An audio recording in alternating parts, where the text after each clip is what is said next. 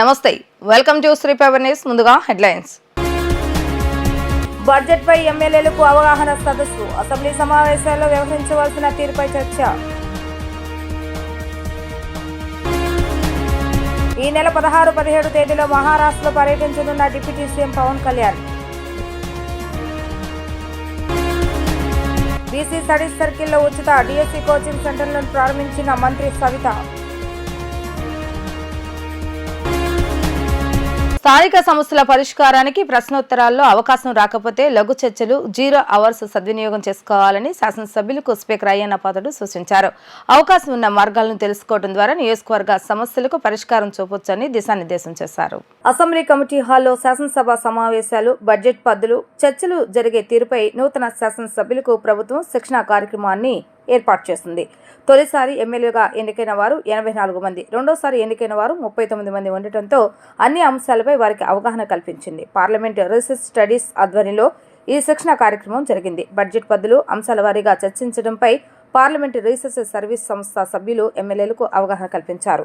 ఈ కార్యక్రమంలో ముఖ్యమంత్రి చంద్రబాబు నాయుడు, స్పీకర్ అయ్యన్న పాత్రుడు పాల్గొన్నారు.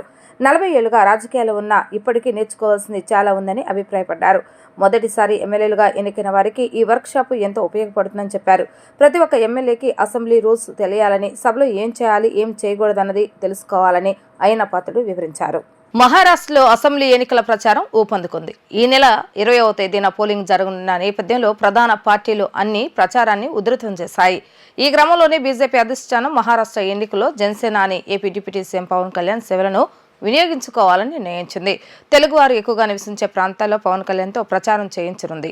ఈ నెల 16-17 తేదీలో పవన్ కళ్యాణ్ మహారాష్ట్రలో వివిధ ప్రాంతాల్లో బీజేపీ కోసం ప్రచారం చేయనున్నారు. బీసీ స్టడీస్ సర్కిల్ ఆధ్వర్యంలో ఉచిత డిఎస్సి కోచింగ్ సెంటర్లు ఏర్పాటు చేయనున్నట్లుగా రాష్ట్ర బీసీ ఈడబ్ల్యూఎస్ సంక్షేమ చేనేత మరియు జౌళి శాఖ మంత్రి ఎస్ సవిత తెలిపారు.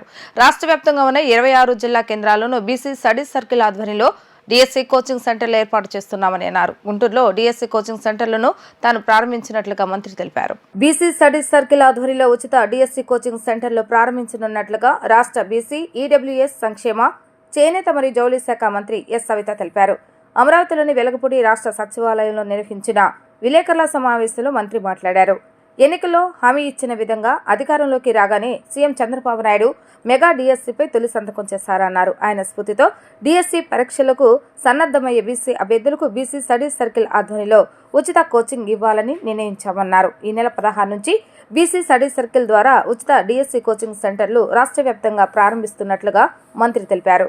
రాష్ట్ర వ్యాప్తంగా ఉన్న 26 జిల్లా కేంద్రాల్లోనూ బీసీ స్టడీస్ సర్కిల్ ఆధ్వర్యంలో డిఎస్సి కోచింగ్ సెంటర్లు ఏర్పాటు చేస్తున్నామని అన్నారు. గుంటూరులోని డిఎస్సి కోచింగ్ సెంటర్లను తాను ప్రారంభించినట్లుగా మంత్రి తెలిపారు.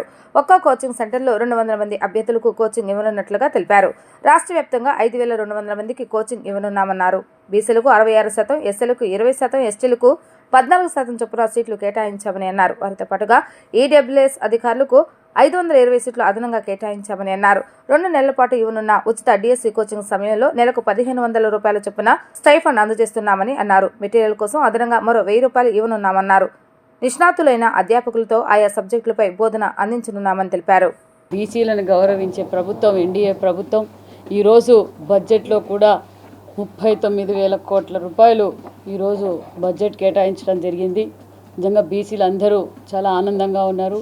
బీసీల అభివృద్ధి కోసమే అభివృద్ధి ధ్యేయంగా పనిచేసే ప్రభుత్వం ఎన్డీఏ ప్రభుత్వం. అందుకు బీసీలందరి తరఫున ప్రత్యేకమైన ధన్యవాదాలు కూడా ముఖ్యమంత్రి గారికి తెలియజేస్తూ, అదేవిధంగా ఏదైతే ఎన్నికల సమయంలో మేము మాటిచ్చామో తొలి సంతకం మెగా డిఎస్సి అని తొలి సంతకం చేసిన ఘనత కూడా ముఖ్యమంత్రి చంద్రబాబు నాయుడు గారి అని తెలియజేస్తూ 16,347 పోస్టులు మేము నోటిఫికేషన్ ఇవ్వబోతున్నాం.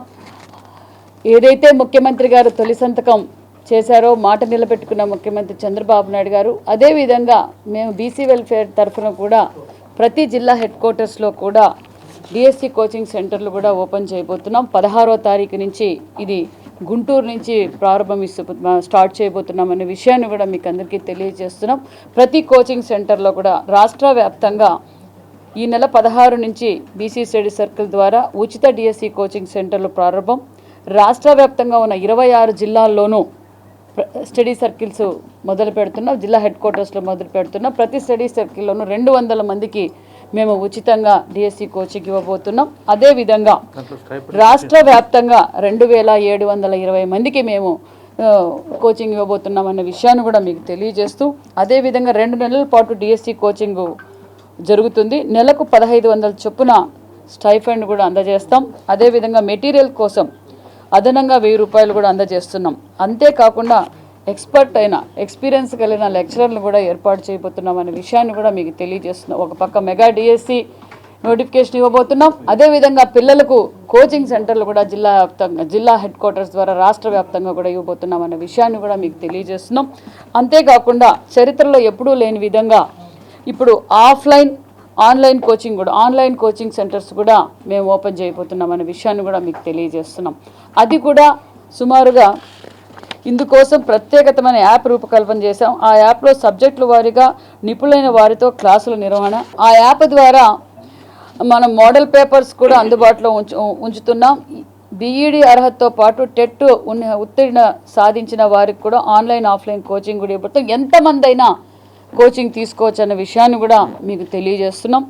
ధార్మిక క్షేత్రాన్ని జగన్ ధనార్జన క్షేత్రంగా మార్చుకున్నారని టీటీడీ బోర్డు సభ్యులు భానుప్రకాష్ ఆరోపించారు. అన్య మతస్థులు ఎవరు తిరుమలలో పని చేయడానికి వీలు లేదని, స్వామి ప్రసాదం తీసుకుని వారికి పనిచేసే అర్హత కూడా లేదన్నారు. స్వామి వారిని నమ్మని వారు సేవలు మాకు అవసరం లేదని, తిరుమలలో ఉన్న అన్య మతస్థులు వేరే విభాగాలకు వెళ్లిపోవాలన్నారు. టీటీడీ బోర్డు సభ్యుని హోదాలో విజయవాడ బీసీపీ కార్యాలయానికి వచ్చిన భానుప్రకాష్ రెడ్డిని బీసీపీ నేతలు షేక్ బాజీ, పాతూరి నాగభూషణ్, అడ్డూరి శ్రీరామ్ ఘనంగా సత్కరించారు. ఈ సందర్భంగా భానుప్రకాష్ మాట్లాడుతూ ప్రపంచంలో అతిపెద్ద ధార్మిక క్షేత్రం వెంకన్న తిరుమల ఆలయమని అన్నారు. ఆ వెంకన్న స్వామికి సేవ చేసే అవకాశం కల్పించిన కూటమి పెద్దలకు కృతజ్ఞతలు తెలియజేశారు. తన మీద నమ్మకంతో నాకు ఈ బాధ్యత అప్పగించారని, గతంలో ఒకసారి కూడా ఇలాగే ఈ స్వామికి సేవ చేసుకున్నానని అన్నారు. ఏపీలో ఆలయాలకు మంచి రోజులు వచ్చాయని, గత 5 ఏళ్లలో ఆలయాలు విగ్రహాలు విధ్వంసం జరిగిందని గుర్తు చేశారు. తిరుమలను రాజకీయ పునరావాస కేంద్రంగా మార్చారని, నిబంధనలకు విరుద్ధంగా 81 మందితో జగన్ కమిటీ వేశారని అన్నారు. ఆనాడు మా పార్టీ పెద్దల సహకారంతో కోర్టును ఆశ్రయించానని, ఆ తర్వాత ఆ కమిటీ సభ్యులను తగ్గించారని చెప్పుకొచ్చారు. ధర్మకర్తల మండలి సమావేశం వివరాలు ఆన్లైన్లో పెట్టలేదని, ధార్మిక క్షేత్రాన్ని జగన్ ధనార్జన క్షేత్రంగా మార్చుకున్నారని ఆరోపించారు. 8 సార్లు గత ప్రభుత్వ నిర్ణయాలపై తాము కోర్టుకు వెళ్లామని, ఆలయ ఆస్తులను దోచుకున్న వాటిని కక్కించబోతున్నామని అన్నారు. వడ్డీ కాసుల వాడు సొమ్మును తిరిగి రాబడతామని, భవిష్యత్తులో తప్పకుండా కఠిన చర్యలు ఉంటాయని హెచ్చరించారు. అన్య మతస్థులు ఎవరూ తిరుమలలో పని చేయడానికి వీలు లేదని, స్వామి ప్రసాదం తీసుకుని వారికి పనిచేసే అర్హత కూడా లేదని అన్నారు. స్వామి వారిని నమ్మని వారి సేవలు మాకు అవసరం లేదని, తిరుమలలో ఉన్న అన్య మతస్థులు వేరే విభాగాలకు వెళ్లిపోవాలని అన్నారు. ఎల్వి సుబ్రహ్మణ్యం ఇదే అంశం ప్రస్తావిస్తే ఆయన్ను మార్చేస్తారని అన్నారు. కొండకు వచ్చిన ఒక మాజీ మంత్రి జగన్ బొమ్మ పెట్టుకుని రావడం సిగ్గు చేటని మండిపడ్డారు. ఇక నుంచి పూర్తి ఆధ్యాత్మిక కేంద్రంగా తిరుమల ఉండాలని పేర్కొన్నారు. ప్రపంచంలోనే అతిపెద్ద ధార్మిక క్షేత్రం, కోట్లాది మంది హిందువులకు ఆరాధ్య దైవం వెంకటేశ్వర స్వామి. ఆ వెంకటేశ్వర స్వామి సేవకి నాకు అవకాశం కల్పించినటువంటి మా ఎన్డీఏ కూటమి పెద్దలు, గౌరవనీయులు రాష్ట్ర ముఖ్యమంత్రి గారు నారా చంద్రబాబు నాయుడు గారు, లోకేష్ బాబు గారు, పవన్ కళ్యాణ్ గారు, మా రాష్ట్ర అధ్యక్షురాలు పురంధేశ్వరి గారు, మా మంత్రివర్యులు సత్యకుమార్ యాదవ్ గారు, అలాగే మా పార్టీ పెద్దలు నా మీద నమ్మకంతో నా మీద ఈ గురుతరమైనటువంటి బాధ్యతని అప్పగించారు. గతంలో కూడా ఒకసారి స్వామివారి సేవలో పనిచేసే అవకాశం నాకు భారతీయ జనతా పార్టీ అప్పటి ఎన్డీఏ కూటమి నాకు అవకాశం ఇచ్చింది. తిరిగి ఈ అవకాశం కల్పించినందుకు పార్టీలో ఉన్నటువంటి ప్రతి ఒక్కరికి మనస్ఫూర్తిగా కృతజ్ఞత తెలియజేసుకుంటున్నాను. మిత్రులారా, ఆలయాలకి మంచి రోజులు వచ్చాయి. గత 5 సంవత్సరాల్లో 2019 నుంచి 2024 వరకు ఆంధ్రప్రదేశ్లో ఎక్కడ చూసినా సరే దేవాలయాలపై దాడులు, దేవతా విగ్రహాలు చెవి ముక్కు నరికివేయడాలు, పవిత్ర రథాలు దగ్నమవడాలు, ఆఖరికి పవిత్ర పుణ్యక్షేత్రమైన తిరుమలను కూడా ఒక రాజకీయ పునరావాస కేంద్రంగా మార్చి జగన్మోహన్ రెడ్డి గారు 2019లో ముఖ్యమంత్రిగా ప్రమాణ స్వీకారం చేసిన తర్వాత మా టీటీడీ యాక్ట్ 30 of 1987కి వ్యతిరేకంగా 81 మందితో ధర్మకర్తల మండలిని నియమించడం జరిగింది. దాని మీద మా పార్టీ అనుమతితో నేను రాష్ట్ర హైకోర్టు అత్యున్నత న్యాయస్థానానికి వెళ్ళడం జరిగింది. 52 మందిని అబెయిన్స్లో పెట్టడం జరిగింది. నేను ఆ రోజే చెప్పడం జరిగింది, జగన్మోహన్ రెడ్డి గారికి ఏదైనా పులివెందుల ఆలయం ఉంటే 80 మంది కాకపోతే 8,000 మంది వేసుకు మాకు అభ్యంతరం లేదు. ఇది మా దేవస్థానం, మన దేవస్థానం, మనందరి దేవస్థానం, దీని పవిత్రత కాపాడుకోవాల్సిన బాధ్యత మన మీద ఉందని చెప్పి ఆ రోజు గట్టిగా చెప్పడం జరిగింది. ఎంత చెప్పినా దున్నపోతు మీద వర్షం పడినట్టు గత ప్రభుత్వంలో మార్పు లేదు, చలనం లేదు. మిత్రులారా, ధార్మిక క్షేత్రంలో దాపరికాలు ఎందుకని చెప్పి ఆ రోజు భారతీయ జనతా పార్టీ ప్రశ్నించింది. ఏ రోజు కూడా తిరుమల తిరుపతి దేవస్థానాల్లో ధర్మకర్తల మండలిలో తీసుకుంటే నిర్ణయాల్ని వెబ్సైట్లో పొందుపరచలేదు. ఏ రోజు కూడా తిరుమల తిరుపతి దేవస్థానాల్లో బోర్డులో సుదీర్ఘంగా ఏ అంశం మీద చర్చ జరగలేదు. పూర్తిగా దేవస్థానాన్ని ఒక జగన్మోహన్ రెడ్డి ఎస్టేట్గా ఆ రోజు మార్చుకోవడం జరిగింది. మిత్రులారా, ఇది ఎందుకంటే చాలా బాధేస్తుంది. తిరుమల తిరుపతి దేవస్థానం అంటే అఖిలాండ కోటి బ్రహ్మాండ నాయకుడు, కలియుగ ప్రత్యక్ష దైవం. అలాంటి క్షేత్రాన్ని, ధార్మిక క్షేత్రాన్ని ధనార్జన క్షేత్రంగా మార్చుకున్నారు. మిత్రులారా, ధార్మిక క్షేత్రాన్ని ధనార్జన క్షేత్రంగా మార్చుకున్నారు. ఆ ధార్మిక క్షేత్రంలో ఈ అజెండాలు ఏమీ రాకుండా దాపరికాలు ఎందుకు? మీరు తప్పు చేశారు, తప్పు చేయాలనే ఒక ఇంటెన్షన్తోనే మీరు ఇలాంటి కార్యక్రమాలు చేశారని చెప్పి గతంలో అనేక సార్లు, దాదాపు 8 పర్యాయాలు గత ప్రభుత్వం తీసుకుంటే నిర్ణయాల మీద హైకోర్టుకి వెళితే అన్ని స్వామివారి పక్షాన వచ్చాయి. వేసినటువంటి అన్ని కేసులు స్వామివారి పక్షాన వచ్చాయి. అంటే గత ప్రభుత్వం ఏ విధంగా ఉల్లంఘన చేసింది, ఏ విధంగా దేవాలయ వ్యవస్థల్ని, దేవాలయ ఆస్తుల్ని కొల్లగొట్టిందో మనం ఒకసారి గుర్తు తెచ్చుకోవాలి. మిత్రులారా, ఈరోజు మా ఎన్డీఏ కూటమి ఎవరెవరు గుడి మాన్యాల్ని, గుడి ఆస్తుల్ని కొల్లగొట్టారో, దోచుకొని దాచుకున్నారో అన్నిటినీ కక్కించబోతున్నాము. పైసా వడ్డీ కాసుల వాడి దగ్గర, వెంకటేశ్వర స్వామికి ఇంకో పేరుంది, వడ్డీ కాసుల వాడు ఉంటారు. స్వామివారి దగ్గర కానీ ఎక్కడ కానీ ఎవరెవరు ఎంతెంత మింగేశారో, ఎవరెవరు ఎంతెంత దోచుకున్నారో మొత్తం కక్కిపోతున్నాం. అసెంబ్లీ సమావేశాలు వ్యవహరించవలసిన తీరు, తమకు ఇచ్చిన సమయాన్ని ఏ విధంగా సద్వినియోగం చేసుకోవాలన్న దానిపై అవగాహన కల్పించారని మైలవరం ఎమ్మెల్యే వసంతకృష్ణ ప్రసాద్ అన్నారు. గత 5 ఏళ్ల పాలనలో ప్రతిపక్షం అడిగిన ప్రశ్నకు సమాధానం చెప్పకుండా కవ్వింపు చర్యలకు దిగేలాగా కొన్ని సామాజిక వర్గాలను టార్గెట్ చేస్తూ అసభ్యకర పదజాలంతో అసెంబ్లీ సమావేశాలు నిర్వహించారని ఆరోపించారు. అటువంటి ప్రవర్తనకు చెక్ పెడుతూ సత్ప్రవర్తనతో ఎలా మసులుకోవాలి అనే దానిపై ఏపీ సీఎం చంద్రబాబు నాయుడు ఎమ్మెల్యేలకు అవగాహన కల్పించారని అన్నారు.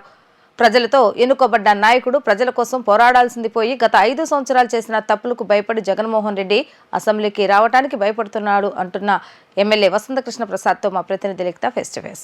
ఎమ్మెల్యేలకు అవగాహన కార్యక్రమం నిర్వహించారు. ఈ అవగాహన అసలు ఏమేమి అంశాలు చర్చలోకి వచ్చాయో మనతో మాట్లాడటానికి మైలవరం ఎమ్మెల్యే వసంతకృష్ణ ప్రసాద్ ఉన్నారు. ఆయన అడిగి తెలుసుకుందాం. సార్ చెప్పండి, అసలు ఏ అంశాలు చర్చకు వచ్చాయి, ప్రధానంగా ఏ అవగాహన ఇచ్చారు ముఖ్యమంత్రి చంద్రబాబు కానీ, లేదంటే నాదెళ్ల మనోహర్ కానీ, లేదా అయ్యన్న పాత్రుడు, అసలు ఏమేమి అవగాహన ఇచ్చారు ఏంటి?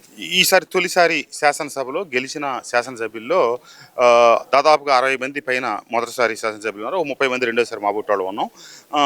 కాబట్టి వీళ్ళకి శాసనసభ వ్యవహారాల పట్ల అవగాహన కల్పించే లక్ష్యంతో, అట్లాగే పిఎస్ఆర్ అనే సంస్థను తీసుకొచ్చి బడ్జెట్ పట్ల అవగాహన కల్పించడానికి కేంద్ర రాష్ట్ర ప్రభుత్వాలు ఏ రకంగా బడ్జెట్ని ప్రవేశపెడతాయి, వాటిని ఏ శాఖలకి వాటిలో అనుబంధంగా కేటాయింపులు జరుగుతాయి అనేది అవగాహన కల్పించడానికి ఈ ఏర్పాటు చేశారు. అట్లాగే శాసనసభ వ్యవహారాల పట్ల అవగాహన కల్పించడానికి పూర్వపు సభాపతి అయినటువంటి నాదెండ్ల మనోహర్ గారు, అట్లాగే ఇప్పుడు సభాపతి అయ్యన్న పాత్రుడు గారు ఇద్దరు కూడా ఏ రకమైనటువంటి ప్రశ్నలు అడగాలి, ఏ రకంగా జీరో అవర్ అంటే ఏంటి, ఇవన్నిటి కూడా విషయాలు తెలియజేశారు. చంద్రబాబు నాయుడు గారేమో అసభ్య పదజాలం ఉపయోగించి శాసనసభలో ఎవరిని నిందించొద్దు, దూషించొద్దు, ఆ రకమైన సాంప్రదాయాలకు ఎట్టి పరిస్థితులు నేను ఒప్పుకోనని చెప్పి చంద్రబాబు నాయుడు గారు చెప్పడం జరిగింది. అదేవిధంగా గత ప్రభుత్వంలో మీరు ఎమ్మెల్యేగా ఉన్నారు, ఇప్పుడు మళ్ళీ ఎమ్మెల్యే. గత ప్రభుత్వానికి ఈ ప్రభుత్వానికి గల తేడాలు ఏంటి? గతంలో జగన్ ఇలాంటివి ఎప్పుడూ నిర్వహించలేదు, కానీ ముఖ్యమంత్రి బడ్జెట్ అయిన తర్వాత కూడా అవగాహన అని చెప్పి మొత్తం చెప్పిన పరిస్థితి ఎలా చూస్తారు? అదే పోయిన 5 సంవత్సరాలు అక్కడ పనిచేశాను. మాకేమీ నిర్దిష్టమైనటువంటి మార్గదర్శకత్వాలు ఏమి లేవు. ఆడిందే ఆట, పాడిందే పాట. కొంతమంది ప్రతిపక్షం ఆనాటి చంద్రబాబు నాయుడు గారు మాట్లాడితే విరుచుకుపడేవాళ్ళు, వాళ్ళని సమర్థిస్తా మిగతా శాసనసభ్యులంతా అరుపులు, కేకలు, పెడబొబ్బలు.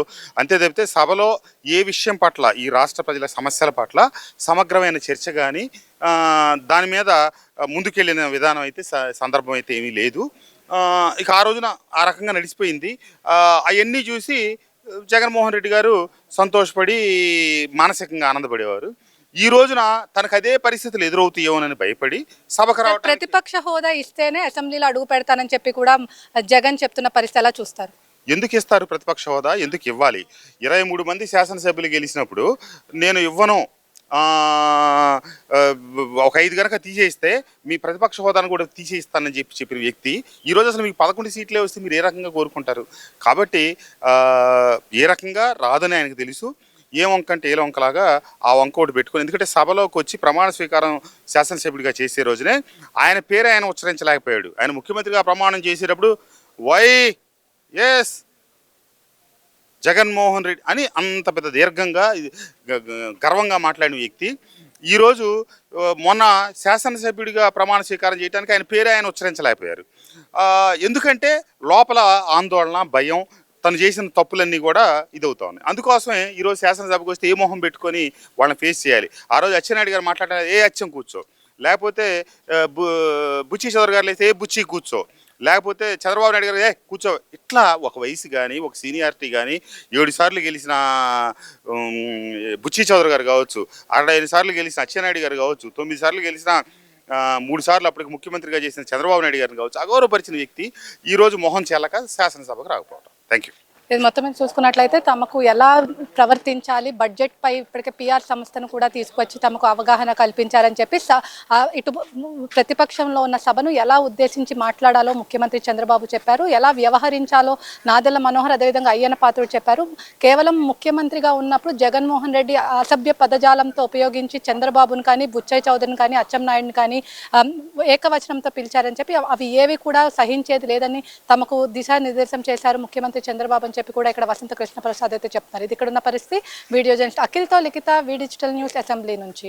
ఇంద్రకీలాద్రిపై అమ్మవారిని మట్కావాసు మూవీ టీం వరుణ్ తేజ్ సందర్శించుకున్నారు. ఆలయ అధికారులు అమ్మవారి దర్శనం కల్పించిన అనంతరం వేద పండితులు ఆశీర్వచనాన్ని కల్పించారు. ఈ సందర్భంగా హీరో వరుణ్ తేజ్ మాట్లాడుతూ విజయవాడ వచ్చిన ప్రతిసారి కనకదుర్గ అమ్మవారిని దర్శించుకుంటామని తెలిపారు. సినిమా రిలీజ్ కు ముందు అమ్మవారిని దర్శించుకోవటం ఒక ఆనవాయితీగా అని తెలిపారు. మట్కావాసు సినిమా బాగా సక్సెస్ అవ్వాలని అమ్మవారిని కోరుకున్నట్లుగా జరిగిందని ఆయన పేర్కొన్నారు. ఇది యాక్చువల్లీ ఏంటంటే మా సినిమా ప్రమోషన్కి మొత్తం మన ఉత్తరాంధ్ర నుంచి వైజాగ్ నుంచి స్టార్ట్ అయ్యి ఇట్లా విజయవాడ వరకు వచ్చాం. అండ్ ఇక్కడికి వచ్చిన ప్రతిసారి విజయవాడకి వచ్చిన ప్రతిసారి కనకదుర్గ టెంపుల్కి రావడం, అమ్మవారి ఆశీస్సులు తీసుకోవడం ఒక ఆనవాయితీలా ఉంది మాకు. అండ్ మళ్ళీ ఇలా రావడం చాలా ఆనందంగా ఉంది. అండ్ చాలా మంచి దర్శనం అయింది. And very happy. అండ్ అదే అమ్మవారి మా సినిమా బాగా ఆడాలని చెప్పి మొక్కుని వచ్చాం. బట్ ఎప్పుడు ఇక్కడ రావడం ఎప్పుడు అనేది ఒక ఆనందమైన విషయం. I'm very happy to be here. Thank you so much. Telugu రాష్ట్రాల్లో సంచలనం సృష్టించిన నాగసాధు గన్నవరం నియోజకవర్గంలో ప్రత్యక్షమయ్యారు. ఏలూరు నుంచి విజయవాడ వైపుగా జాతీయ రహదారిపై అఘోరి నాగసాధు అని వ్రాసి ఉన్న వాహనంలో ప్రయాణిస్తున్న విజయవాడ వైపు వెళ్తున్నారు. ఆమెకు పోలీసులు ప్రొటెక్షన్ కల్పించారు. రహదారిపై జనాలు బైకులపై వాహనాలతో వెంబడిస్తూ అఘోరితో సెల్ఫీలు దిగేందుకు ఎగబడ్డారు. ఇంటర్మీడియట్ తర్వాత విద్యార్థులు ఏ కోర్సులు చేయాలని అవగాహన కార్యక్రమాన్ని నిర్వహించడం చాలా ఆనందంగా ఉందని KL university director of administration Srinivasarao తెలిపారు. తీసుకునే కోర్సుల్లో ఎంచుకునే కాలేజీలే కానీ యూనివర్సిటీలే కానీ సరైన మార్గదర్శకాలుగా ఉండే విధంగా ఎంచుకోవడానికి ఇది ఒక అవేర్నెస్ కార్యక్రమం అని ఆయన పేర్కొన్నారు. విజయవాడ రూరల్ మండలం నిడమానూరు ఇంటర్ కాలేజీ విద్యార్థులకు కేఎల్ యూనివర్సిటీ ఆధ్వర్యంలో ఇంటర్ తర్వాత వివిధ కోర్సులకు కోనేరు లక్ష్మయ్య కేఎల్ యూనివర్సిటీ ఆధ్వర్యంలో అవగాహన కార్యక్రమాన్ని నిర్వహించడం జరిగింది. ఈ కార్యక్రమంలో విద్యార్థులకు ఇంటర్ తర్వాత విద్యార్థుల భవిష్యత్తు దృష్టిలో పెట్టుకుని వారు ఏ కోర్సులు జాయిన్ అయితే బాగుంటుంది అని తెలియజేశారు. అనంతరం శ్రీ చైతన్య క్యాంపస్లో మ్యాజిక్ షో నిర్వహించి విద్యార్థులను అలరించారు. ఈ కార్యక్రమంలో శ్రీ చైతన్య విద్యా సంస్థల యాజమాన్యం, కోనేరు లక్ష్మయ్య యూనివర్సిటీ యాజమాన్యం, ప్రొఫెసర్స్, డిఎన్సీ పాల్గొన్నారు.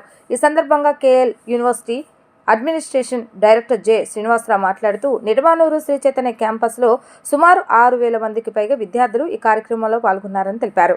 ఈ కార్యక్రమం ముఖ్య ఉద్దేశం ఇంటర్ అయిపోయిన తర్వాత విద్యార్థులు ఏ కోర్సు తీసుకోవాలన్న సందిగ్ధంలో కొంతమంది సంవత్సరం వృధా చేసుకుంటున్నారని ఆవేదన వ్యక్తం చేశారు.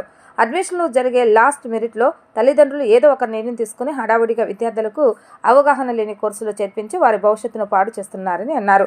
ఇంటర్ తర్వాత విద్యార్థులు చేయబోయే కోర్సులు ఏదైనా వారి జీవితంలో 40 సంవత్సరాలు భవిష్యత్తు ఆధారపడి ఉంటుందని అన్నారు. ఇంత పెద్ద కార్యక్రమాన్ని ఏర్పాటు చేసిన శ్రీ చైతన్య విద్యా సంస్థల యాజమాన్యానికి ధన్యవాదాలు తెలియజేశారు. అనంతరం శ్రీ చైతన్య అసోసియేట్ డీన్ భానుప్రకాష్ మాట్లాడుతూ శ్రీ చైతన్య విద్యా సంస్థలు 1984 నుండి ప్రారంభమైందని, సుమారు 40 సంవత్సరాల నుండి ఈ శ్రీ చైతన్య విద్యా సంస్థలు విజయవంతంగా నడపబడుతున్నాయని అన్నారు. 1984లో మనకి శ్రీ చైతన్య స్టార్ట్ అయ్యిందండి. అంటే టోటల్ 40 ఇయర్స్ దీని ప్రస్థానం అండి, శ్రీ చైతన్య ప్రస్థానం. అయితే ఇందులో 71,000 మంది 71,000 ప్లస్ ఫ్యాకల్టీ అనేది దీని మీద వర్క్ చేస్తున్నారు. అలాగే 290 సిటీస్లో మన శ్రీ చైతన్య ఉందండి. అలాగే నెక్స్ట్ 27 స్టేట్స్లో మన శ్రీ చైతన్య బ్రాంచెస్ ఉన్నాయండి. అలాగే నెక్స్ట్ ఈ మయూరి 2 నుంచి మనం ఈరోజు మన కేఎల్యు ప్రమోషన్ కోసం వచ్చారండి. ప్రమోషన్ మీన్స్ పిల్లలకి మోటివేషన్. ఆ మోటివేషన్ ఏంటంటే ఏ బ్రాంచెస్ చేరితే వాళ్ళ ఫ్యూచర్ అనేది డిపెండ్స్ ఉంటుంది, అంటే ఫ్యూచర్ అనేది ఉంటుందనే ఉద్దేశంతో ఏ బ్రాంచెస్ తీసుకుంటే స్టూడెంట్ అనేది సెటిల్ అవుతాడనే ఉద్దేశంతో కేఎల్యు వాళ్ళు వచ్చి వాళ్ళ పిల్లల్ని మోటివేట్ చేయడం కోసం మా బ్రాంచ్కి వచ్చారండి. అయితే మా బ్రాంచ్లో 90 స్టూడెంట్స్కి ఐఐటి సీట్స్ వచ్చాయండి. అలాగే నెక్స్ట్ 290 స్టూడెంట్స్ ఎన్ఐటి, జిఎఫ్టిఎస్, అలాగే నెక్స్ట్ IIITs వచ్చాయండి సీట్స్. సో ఇంకొంచెం మోటివేషన్, ఇంకొంచెం బూస్టింగ్ ఉండడం కోసమని ఆ కేఎల్యు యూనివర్సిటీ నుంచి మా పిల్లలకి మోటివేషన్ కోసమని సార్ వచ్చారు, జేఎస్ఆర్ గారు వచ్చారు. కనుక ఆ మోటివేషన్ క్లాసెస్ అనేది ప్రజెంట్ మనకి తీసుకుంటారండి సారు. చైతన్య క్యాంపస్ రామన్ భవన్ 3-4 క్యాంపస్ల్లో కలిపిన విద్యార్థులతో ఒక మంచి కార్యక్రమం కండక్ట్ చేయడం జరిగింది. ఈ కార్యక్రమం ముఖ్య ఉద్దేశం ఇందాక మా అసోసియేట్ డీన్ గారు చెప్పారు. ఇంటర్మీడియట్ తర్వాత స్టూడెంట్స్ ఎటువైపు వెళ్ళాలి, ఎన్ఐటి క్యాంపస్లో వెళ్ళాలి, ఐఐటీలకు వెళ్ళాలి, IIITకి వెళ్ళాలి, డీమ్డ్ యూనివర్సిటీకి వెళ్ళాలి, లేకపోతే ఏ విధమైన ప్రణాళికలు చేసుకుంటే వాళ్ళకి ఉత్తమమైన కోర్సుల్లో మంచి యూనివర్సిటీలో కావచ్చు, కాలేజీలో కావచ్చు చేరడానికి సరైన మార్గదర్శకం అందించడానికి కండక్ట్ చేసిన మెగా ఈవెంట్ ఇది. విజయవాడ శ్రీ చైతన్య క్యాంపస్లో అతిపెద్ద ఈవెంట్ కండక్ట్ చేశాము. దానికి సపోర్ట్ ఇచ్చినటువంటి మేనేజ్మెంట్, శ్రీ చైతన్య మేనేజ్మెంట్ వారికి, అలాగే ఇక్కడున్న స్టాఫ్ కావచ్చు అందరూ కూడా సహకరించారు. విద్యార్థులు దాదాపు 6,000 మంది పైన విద్యార్థులు ఇక్కడ ఈ మీటింగ్లో ఈ ఈవెంట్కి హాజరయ్యారు. ఈ ఈవెంట్ యొక్క ముఖ్య ఉద్దేశం చాలామంది పిల్లలకి ఇంటర్మీడియట్ తర్వాత అన్నీ అయిపోయిన తర్వాత వాళ్ళకి డైరెక్షన్ తెలియక కొంతమంది విద్యా సంవత్సరం కూడా వృధా కోల్పోతున్నారు. తల్లిదండ్రులు లాస్ట్ మినిట్లో వాళ్ళు తీసుకునే డెసిషన్ సరైన డెసిషన్ కాకపోవడంతో విద్యార్థులు కోర్సుల నుంచి బయటికి రావడం, లేకపోతే మళ్ళీ ఎక్కడెక్కడ కూడా చేరిపోవడంతో సరైన ప్లేస్మెంట్ రాక 4 సంవత్సరాల భవిష్యత్తు, అంటే 40 సంవత్సరాల భవిష్యత్తు, 4 సంవత్సరాల ఇంజనీరింగ్ కోర్సు కావచ్చు, ఏదైనా కోర్సు కావచ్చు, ఇది జరిగే ప్రొఫెషనల్ కోర్సులో 40 సంవత్సరాల భవిష్యత్తు వెనక ఉందన్న విషయం తెలియజెప్పడం మా ఉద్దేశం. గత ప్రభుత్వం అన్ని శాఖలకు చెందిన నిధులను ఇష్టం వచ్చిన రీతిలో దారి మళ్లించడంతో ప్రభుత్వ ఖజానా ఖాళీ అయిందని రాష్ట్ర పురపాలక శాఖ మంత్రి నారాయణ అన్నారు. అపార అనుభవం ఉన్న సీఎం చంద్రబాబు నాయుడు రాష్ట్ర ఆర్థిక వ్యవస్థను గాడిలో పెడుతున్నారని అన్నారు. అభివృద్ధి, సంక్షేమం రెండింటినీ బ్యాలెన్స్ చేస్తూ ఎన్డీఏ ప్రభుత్వం ముందుకు వెళ్తుందని ఆయన పేర్కొన్నారు. పీవీపీ సిద్ధార్థ కళాశాల వెనుక భాగంలో దూరంగా నిర్మించిన సిద్ధార్థ ఫ్లైఓవర్ బ్రిడ్జిని రాష్ట్ర పురపాలక శాఖ మంత్రి పి నారాయణ ప్రారంభించారు. స్థానిక ఎమ్మెల్యే బోడే ప్రసాద్ అధ్యక్షతన జరిగిన సభలో మంత్రి నారాయణ మాట్లాడుతూ గత ప్రభుత్వం అన్ని శాఖల నిధులను ఇష్టం వచ్చిన రీతిలో ఖర్చు చేసిందన్నారు. ఆర్థిక వ్యవస్థ గాడి తప్పడంతో అన్ని వ్యవస్థలు పూర్తి స్థాయిలో దెబ్బతిన్నాయని తెలిపారు. గాడి తప్పిన ఆర్థిక వ్యవస్థను సీఎం చంద్రబాబు నాయుడు ప్రస్తుతం ఆర్థిక వ్యవస్థను గాడిలో పెడుతున్నారని అన్నారు. ఎన్నికల ముందు కూటమి ప్రభుత్వం ఏపీ ప్రజలకు ఇచ్చిన వాగ్దానాలను ఒకదాని తర్వాత ఒకటి అమలు చేస్తున్నామని అన్నారు. ప్రభుత్వం చేసే అభివృద్ధితో పాటు స్థానిక ప్రజలు కూడా అభివృద్ధిలో భాగస్వాములు కావాలని మంత్రి విజ్ఞప్తి చేశారు. ఫ్లైఓవర్ బ్రిడ్జికి అనుసంధానంగా సుమారు 4 కిలోమీటర్ల రోడ్డును కూడా సిఆర్డీ నిధులతో నిర్మిస్తున్నామని హామీ ఇచ్చారు. స్థానిక ప్రజలు కూడా చట్ట ప్రకారం చెల్లించవలసిన పన్నును విధిగా కట్టాలని విజ్ఞప్తి చేశారు. అనంతరం ఎమ్మెల్యే బోడే ప్రసాద్ మాట్లాడుతూ టీడీపీ హయాంలోనే ఫ్లైఓవర్ బ్రిడ్జి నిర్మాణ పనులు ప్రారంభించినప్పటికీ వైసీపీ హయాంలో ఈ నిర్మాణ పనులు నిలిచిపోయాయన్నారు. ఎన్డీఏ కూటమి హయాంలో ఆగిపోయిన పనులను పూర్తి చేసి ఈ బ్రిడ్జిను ప్రజలకు అందుబాటులోకి తెచ్చామని ఆయన తెలిపారు. చాలా సంతోషం ఈరోజు ఈ యొక్క సిద్ధార్థ ఫ్లైఓవర్ని నా చేతుల మీద ఈరోజు ఓపెన్ చేయటం. అయితే బోడే ప్రసాద్ గారు ఇక్కడికి తీసుకొచ్చేటప్పుడు నాకు తెలుసు కొంత ఫండ్స్ అడుగుతాడు, ఏదో ఎక్స్టెన్షన్ రోడ్ అని పెడతాడని నాకు తెలుసు. నేను అవాయిడ్ చేస్తాం అనుకున్నా, నిజం చెప్తున్నా. ఎందుకంటే ఖజానా ఖాళీ, ఖజానాలో పైసా లేదు. గత ప్రభుత్వం అస్తవ్యస్తంగా ఆర్థిక వ్యవస్థను చేసింది. ఎందుకు చేశారు, ఎలా చేశారో తెలియదు. మీరు ప్రజలు కట్టిన ట్యాక్సులు, ఇంటి పన్ను కావచ్చు, వాటర్ ట్యాక్స్ కావచ్చు, టౌన్ ప్లానింగ్లో వచ్చే ట్యాక్స్ కావచ్చు, అన్నిటినీ ఎట్టంటే అటు వాడేశారు. అవన్నీ కూడా డైవర్ట్ చేశారు. అంటే జనరల్గా ఏంటంటే ఇప్పుడు సెంట్రల్ యాక్ట్ ప్రకారం కావచ్చు, ఈ యొక్క లోకల్ బాడీస్, మున్సిపాలిటీస్ అన్నీ స్వతంత్రంగా వాళ్ళకు వచ్చే ట్యాక్సుల్ని వాళ్ళే కౌన్సిల్లో పెట్టుకొని ఏ పనికి ఉపయోగించాలని డిసైడ్ చేసుకొని వాడుకోవాలి. చట్టం ఏంటంటే ఒక మున్సిపాలిటీ ఉంటే ఆ మున్సిపల్ పరిధిలో కలెక్ట్ చేసిన ట్యాక్స్లు ఏదైనా ఉంటే ఆ ట్యాక్సులన్నీ దేనికి ఉపయోగించాలనేది ఆ కౌన్సిల్ డిసైడ్ చేసి అక్కడ ఉన్న రోడ్లు కావచ్చు, డ్రైన్స్ కావచ్చు, వాటర్ కావచ్చు, లైట్లు కావచ్చు, పార్కులు కావచ్చు అడుకోవాలి. కానీ అవన్నీ వదిలేసి అసలు ఆ చట్టాలు గిట్టాలనే లేవు, వదిలేసి ఆ మనీని అంతా డైవర్ట్ చేశారు. ఈరోజు మున్సిపల్ శాఖ, నా శాఖ తీసుకుంటే దాదాపు 3,200 కోట్ల రూపాయలు ఈరోజు ప్రజల యొక్క ట్యాక్స్లు వాడేశారు. ఈరోజు ఈ ప్రభుత్వం వచ్చి ఇవ్వాలంటే కూడా వాళ్ళ చేతులు లేవు, ఎన్డీఏ ప్రభుత్వం. అయినా ఈరోజు ముఖ్యమంత్రి గారికి ఉన్న అపార అనుభవంతో వారు యాక్చువల్గా దీన్ని స్టెప్ బై స్టెప్ డెవలప్ చేస్తూ ఆర్థిక పరిస్థితిని మెరుగుపరుస్తూ వస్తున్నారు. నేను ఇక్కడ కూడా ఈరోజు ఈ బ్రిడ్జికి కంటిన్యూయేషన్ 3.5 కిలోమీటరు రోడ్డు వేయాలని ఇప్పుడే మీ ఎమ్మెల్యే గారు చెప్పారు. దాన్ని సిఆర్డీఏలో శాంక్షన్ చేస్తున్నాను, సిఆర్డీఏలో చూస్తాను. ప్రసాద్ గారు కొంత మెరుగుపడితే ఫైనాన్స్, ఇందాక యాక్చువల్గా అక్కడ డ్రైన్స్ చూపించారు, యాక్చువల్గా ఈ డ్రైన్స్ నిజంగా చేయాలి. అయితే అదే చెప్పాను, 20 కోట్లు హౌస్ ట్యాక్స్ వస్తుందంట, 3 కోట్లు వాటర్ ట్యాక్స్ వస్తుంది. నేనైతే కమిషనర్ గారికి చెప్పాను, తర్వాత ఎమ్మెల్యే గారికి కూడా చెప్పాను, అది కరెక్ట్ కాదు. మీకు దాదాపు మీకున్న బిల్డింగ్స్కి వీటికి కరెక్ట్గా కలెక్ట్ చేసి, ఎక్కువ చేయబడలేదు, ఎవరు ఎంత కట్టాలో అంత కరెక్ట్గా కలెక్ట్ చేస్తే మీకు దాదాపు 100 కోట్లు దాకా వస్తుంది మున్సిపాలిటీకి. అంతా ఇంత కాదు. దాని మీద మీరు కమిషనర్ గారికి చెప్తున్నాను, దాని మీద మీరు వర్క్ చేయండి. నేను కూడా రెగ్యులర్గా ఫాలోఅప్ చేస్తాను. 100 కోట్లు వస్తే మీ డ్రైన్స్ అన్నింటికి పూర్తి చేసుకోవచ్చు. ఎవరు ఎక్కువ కట్టబడలేదు. కొందరు ఈ 10,000 చదవడం కట్టుకొని 4,000, 3,000 కడుతుంటారు. వాడు 10,000 కట్టాలా. వాటర్ కనెక్షన్స్ తీసుకున్నారు, దానికి ఏం చేయాల. కాబట్టి ఎవరు ఎంత కట్టాలో దాన్ని కట్టండి. ఇప్పుడే మన యొక్క సుజనా చౌదరి గారు కూడా చెప్పారు అదే పాయింట్, ఎవరు చెప్పినా అదే. అందువల్ల దాన్ని నేను అందరిని రిక్వెస్ట్ చేసి చెప్తున్నాను, ఎవరు ఎంత కట్టాలో దాన్ని కట్టమని నేను రిక్వెస్ట్ చేస్తున్నా. వార్తలు ముగించే ముందు హెడ్లైన్స్ మరొకసారి. బడ్జెట్పై ఎమ్మెల్యేలకు అవగాహన సదస్సు, అసెంబ్లీ సమావేశాల్లో వ్యవహరించవలసిన తీరుపై చర్చ.